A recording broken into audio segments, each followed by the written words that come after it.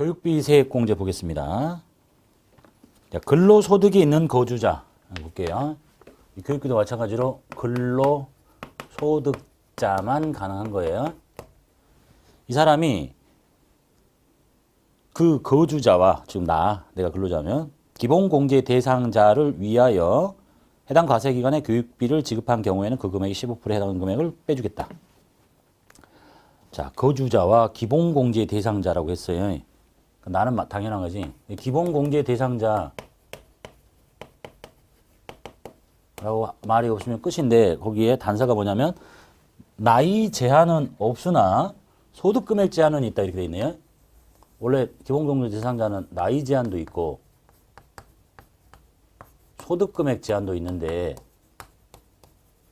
얘는 한 가지를 풀었어요. 나이 제한은 없다. 소득금액 제한은 있다. 이렇게 암기하셔야 됩니다. 왜 풀었을까? 나이 제한을 둬버리면 바로 나오겠지만 대학생이 주로 나이가 만 20세가 초과되죠. 21세, 22세 이러잖아. 그러니까 대학생 교육비를 공제를 못 받으니까 나이는 풀었다. 근데 돈을 벌면 안 해주는 거지. 네 돈으로 네가 대학 학비 해라 뭐 이렇게 하는 거니까. 기억하시고. 그 다음에 일반 교육비의 범위부터 볼게요. 부양가족의 교육비인데 부양가족이라고 돼 있는데 기본공제 대상자 그리고 나이 제한은 없고 소득금액 제한은 당연히 있고 그리고 기본공제 대상자인 자, 잘 보세요. 배우자 그 다음에 직계 비속 아들 딸 그 다음에 형제 자매 그 다음에 입양자 위탁가동 이 사람을 위해서 지급한 교육비야. 뭐 하나 빠졌죠. 배우자, 부양가족 이렇게 하는 게 아니라 직계 비속 형제 자매 입양자 위탁아동 누가 빠졌어요? 직계 존속이 빠진 거죠. 직계 존속의 교육비는 공제 대상이 아니에요. 즉 아버지 어머니의 교육비를 내가 내고 있다. 에? 공부를 할 수도 있는데 외우시라고 말씀드리는 거예요. 그러니까 나라가 이제 이런 걸 왜 교육비를 공제해 줄까? 열심히 공부해서 나라 발전에 이바지해라 이런 의도라고 보시면 되겠는데 그러면 이분들은 왜 안 해줄까? 내가 보기엔 교육비를 쓰면 얼마나 쓰겠어요? 아버지가 무슨 대단히 교육비를 많이 쓸 것도 아닌데 공부하지 마라 이런 얘기네. 써먹을 데 없다 이렇게 이해하시면 표현이 좀 안 좋나? 요즘 살 날이 얼마 안 남았는데 배우셔서 뭐합니까? 뭐 이런 뜻이라고 이해하시면 되겠어요. 내 생각에는 안 해줄 필요가 없는데요. 얼마나 된다고 그게. 자 이렇게 이해하시면 되겠고요. 그 직계 존속의 교육비는 안 돼요. 아주 좀 밑에 장애인 특수교육비는 되긴 하는데 거기까지 몰라도 되고. 다만 대학원에 지급한 교육비는 제외합니다. 나머지 다 되는데 대학원은 본인만이 가능해요. 뒤에서 나올 거예요. 자 1번 읽어봅시다. 유치원, 초, 중, 고등학교, 대학교, 대학원은 제외예요. 대학원은 본인만 가능해, 본인만. 그러니까 유치원, 초등학교, 중학교, 고등학교, 대학교. 예? 그것도 직계 존속은 안 되고. 이런 데에다가 내는 수업료, 입학금, 보육비용, 수강료, 공납금 이런 것들이 다 교육비겠죠. 그 다음에 초중고등학교 어린이집 유치원 학원 및 체육시설에 지급한 급식비. 이 학교에서 급식비 내면 근데 단서가 하나 붙어 있죠. 학원하고 체육시설은 취약전 아동만 가능해요. 취약전 아동만.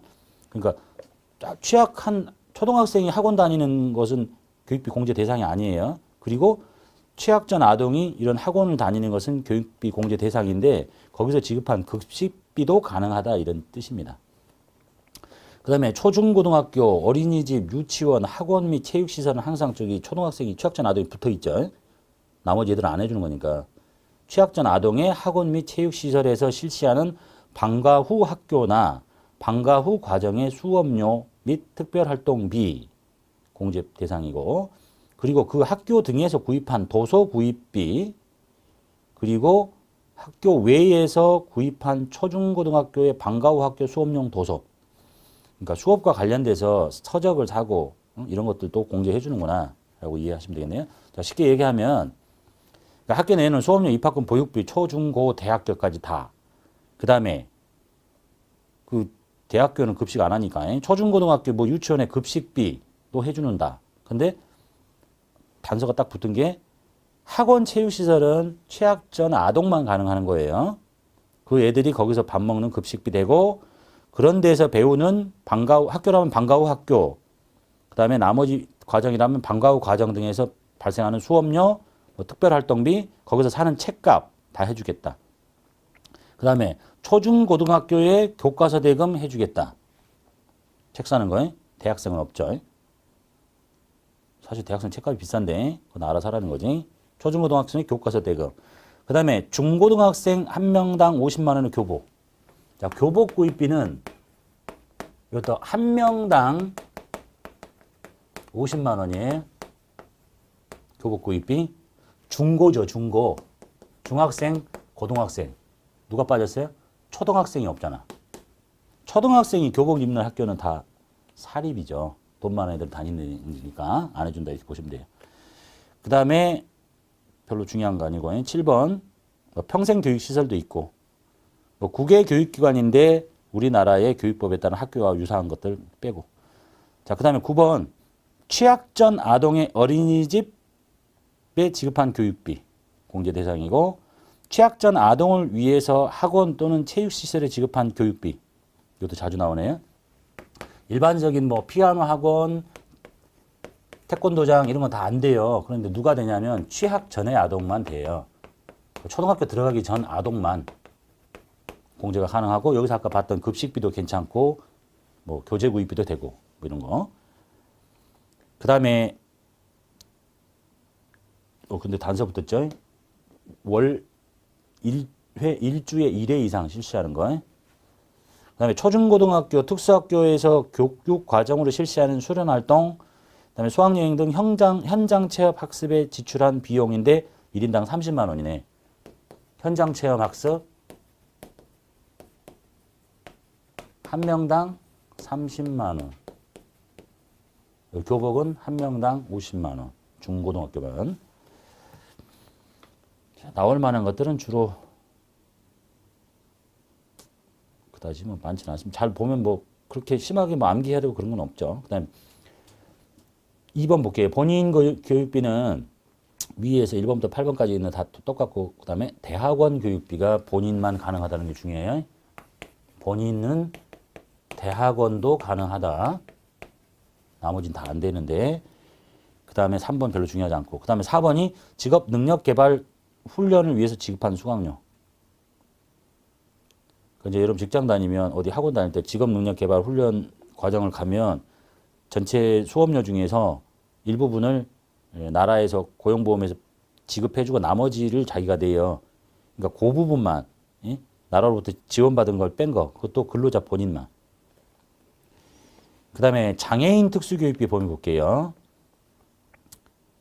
이 위에는 일반적인 사람이고 장애인 기본공제 대상자인 장애인을 위해서 만약에 장애인에게 특수교육비가 나갔다. 그러면 공제를 해줄 텐데 그것들이 이제 밑에 내용이고 뭐 일정한 사회복지시설 및 비영리 법인 및 이와 유사한 외국에 있는 시설 또는 법인 그 다음에 장애인의 기능 향상과 행동 발달을 위한 발달 재활 서비스 제공 기관의 교육을 받았다. 그럼 장애인 특수교육비인데 얘는 원래 교육비는 나이 제한은 없죠. 하지만 돈 벌면 안 되잖아요. 소득금액 제한이 있지. 근데 얘는 소득금액 제한도 풀었어요. 나이 제한도 풀고 소득금액 제한도 풀었다.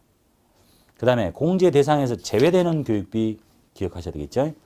첫 번째, 직계 존속의 교육비 안 돼요. 중요해 이제 안 되는 거예요. 직계 존속은 안 된다고 그랬어. 그런데 예외적으로 장애인 특수교육비는 직계 존속도 가능하다. 그래서 여기까지 잘 안 나와요. 장애인 특수교육비는 나이 제한도 없죠. 소득금액 제한도 없죠. 그 다음에 직계 존속도 가능하다. 그런 거 너무 좀 깊은 얘기죠. 그 다음에 초, 중, 고등학생의 학원비. 사실은 제일 많이 들어가는 교육비가 이런 거 아니야. 초, 중, 고등학생의 학원비. 이걸 공제해 주겠어요? 우리나라는 원래 정책 자체가 사교육을 반대하는 거잖아요. 응? 학교 끝나고 그냥 맨 학원 다니는데 교육비의 대부분이 다 이거지. 근데 이런 것은 안 해주는 거야. 이런 데 다니지 말라는 거죠. 그냥 학교의 정상적인 공교육만 해주겠다 이런 뜻이라고 보시면 돼요. 자, 초등학교, 중학교, 고등학생이 다니면 뭐 수학학원, 뭐 체육학원, 뭐 검도학원 다 안 해준다는 거야. 근데 단 취학 전 아동은 공제 대상이 됩니다. 그래서 취학 전 아동이 아닌 자의 학원비는 공제 대상이 아닙니다라고 되어 있는 거예요. 그러니까 취학 전 아동만 공제가 되고 나머지 초중고등학생의 학원비는 공제가 안 돼요. 그 다음에 근로자가 직업능력 개발 훈련을 위해서 지급한 수강료 중에서 고용보험에서 지급받는 근로자 수강지원금은 당연히 그 지가 낸 게 아니니까 안 되고, 그 다음에 수업료와 별도로 정규 수업시간 이외의 실기 지도에 따른 외부 강사의 실기 지도비 안 되고, 학습지를 이용한 교육비도 안 되고, 학습비도 일종의 사교육이 아니에요. 무슨 선생님이 와가지고 뭐 빨간 펜 와가지고 하는 거 안 돼요. 학생회비, 학생버스 이용료, 기숙사 비용 안 돼요.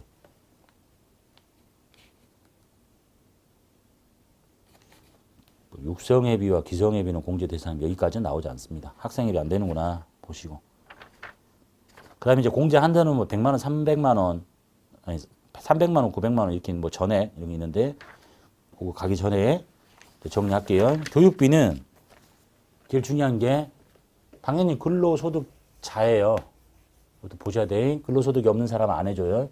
기본공제 대상자를 위해서 지출한 교육비일 텐데 이 기본공제 대상자의 나이 제한을 풀었고 소득금액 제한은 있어요. 돈 벌면 안 되죠. 원래는 둘 다가 다 돼야 되는데 나이 제한만 푼 거예요. 그래서 앞전 거하고 거슬러서 얘기해 보면 보험료 나이 제한도 있고 소득 제한 다 있지 뭐 당연하지. 기본공제 대상자니까. 의료비 아프니까 이것도 풀고 이것도 풀었죠. 교육비 다 풀지 말아야 되는데 나이 제한을 안 풀면 대학생이 안 되잖아. 그래서 나이를 풀었다 이렇게. 대학원은 본인만 가능하다. 그리고 안 되는 사람 하나 있죠. 직계 존속. 기억하시고. 그 다음에 뭐 교복 구입비는 1인당 50만 원. 나머지 교육비는 다 들으면 알 거니까. 그 다음 취학 전 아동은 유일하게 학원 체육시설이 가능하다. 취학 전 아동은 갈 데가 없잖아. 예? 그 다음 뭐 현장 체험 학습비도 있고 대학원 됐고. 장애인 특수교육비는 뭐 잘 나오진 않는데 얘는 나이 제한 없는 데다가 소득금액 제한도 풀었고 직계 존속도 가능하다라는 정도만 암기하고 문제를 푸시면 되겠어요. 그리고 공제 한도를 보시면 본인은 전액이에요. 한도 없이. 그 다음에 대학원 교육비도 가능하고 직업 능력개발 훈련 시설 수강료도 본인만 가능합니다. 그 다음에 이제 기본 공제 대상자인 배우자, 직계비속, 형제자매, 입양자, 위탁아동은 유치원, 취약장아동은 한 명당 300, 한도, 초중고 300, 대학생 900, 대학원은 제외, 대학원은 본인만 가능하니까. 직계 존속은 공제 대상이 아니고 장애인 특수비용, 특수교육비도 전액이고 직계 존속도 가능하다라고 이미 배우셨죠. 그 정도만 보시면 돼요. 그리고 우리는 한도를 알아야 되는 이유는 실무를 하실 때 한도가 있구나 하고 찾아보면 되는 거고, 우리는 되는 교육비, 뭐 되는 의료비만 자리만 찾아서 이렇게 집어넣으면 끝인 거예요. 그럼 지가 알아서 한도 계산하고 잘라내는 거야. 그 정도만. 그래서 시험과 관련해서는 중요한 건 뭐예요? 되는 사람, 안 되는 사람. 그 다음에 되는 사람이 썼는데 되는 교육비, 안 되는 교육비. 이런 것만 골라서 집어넣으시면 되겠습니다.